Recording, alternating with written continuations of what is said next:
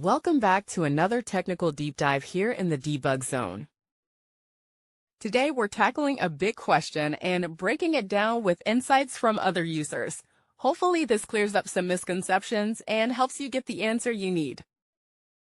So buckle up, stay a little curious, and let's jump right in.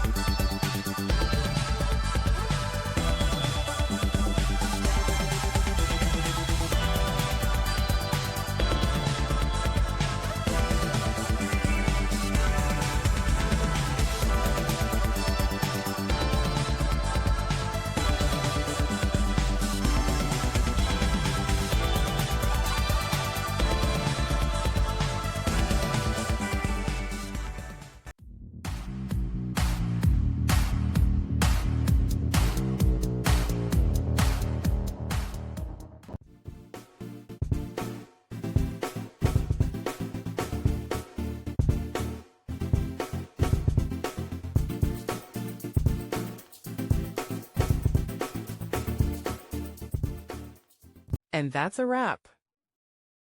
I hope you found the answer you were looking for. If you did, take a second to hit that subscribe button. It really helps out.